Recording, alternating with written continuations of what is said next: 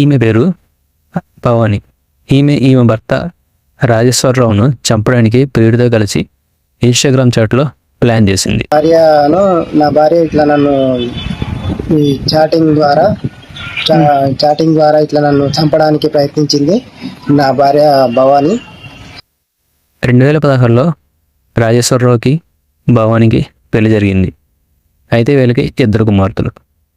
ఈ మధ్యకాలంలో రాజేశ్వరరావు ఇంట్లో లేనప్పుడు తరచుగా కొరియా బాయ్స్ సైదులు ఇంటికి వచ్చి వెళ్తుండగా చుట్టుపక్కల ఉన్న ప్రజలు చూసి రాజేశ్వరరావుతో చెప్పగా అనుమానం వచ్చిన రాజేశ్వరరావు తన భార్య కాల్ రికార్డ్స్ మరియు సోషల్ మీడియా అకౌంట్స్ చెక్ చేస్తుండగా ఇన్స్టాగ్రామ్లో తన భార్య భవానీ కొరియర్ బాయ్ సైదులతో రాజేశ్వర్ను రోడ్డు ప్రమాదం చేయించి ఎలా చంపాలని ప్లాన్ చేసినట్లు ఇన్స్టాగ్రామ్ చాటింగ్లో చూశాడు.